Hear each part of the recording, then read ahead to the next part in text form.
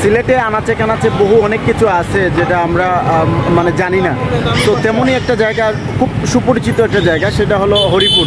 হরিপুরে কেউ যদি পাখির মাংস খেতে চায় তাহলে সেক্ষেত্রে তাকে হরিপুর যেতেই হয়। তো আজকে আমরা হলো সিলেট চুয়াট্টাতে আমি আছি, চুয়াট্টা থেকে হলো হরিপুর যাব হলো পাখির মাংস খাওয়ার জন্য। তো স্টে উইথ আস শেষ পর্যন্ত, আমার সাথে অনেকেই আছে, আমি সবাইকে দেখাবো।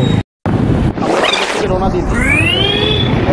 25 কিলোমিটার আমাদেরকে সামনে যেতে হবে। 25 কিলোমিটার যাওয়ার পরেই হলো আমরা আমাদের এই পাখির মাংস খাওয়ার জন্য আমরা যে হরিপুর যাচ্ছি সেই হরিপুরে পৌঁছে যাবো। তো রাস্তা পথে অনেক অতিক্রম করা শেষে আমরা অবশেষে হলো তারুমিয়া রেস্টুরেন্টে চলে আসছি।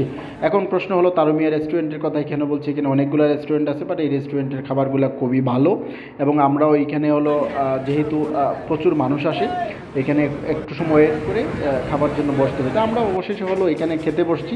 অনেক ধরনের খাবার আছে, সবগুলো পাখির মাংস। তো আমরা সব যাচাই বাছাই করে পাখির মাংস দিয়ে খেতে বসে গেছি। আমরা এখন খাওয়া দাওয়া পাখির মাংস দিয়ে খেতে চান অবশ্যই চলে আসবেন হরিপুরে, এবং হরিপুরে আসার পরে এখানে অনেক ধরনের পাখির মাংস আছে, আপনারা খেতে পারবেন। এবং যে পাখির মাংস দিয়ে খান না কেন আসলে 150 টাকার ভিতরই হবে। এখানে ভাত রাইস সহ হলো 150 টাকা। তো আপনাদের যেটা ভালো লাগবে সেটা দিয়ে খাবেন।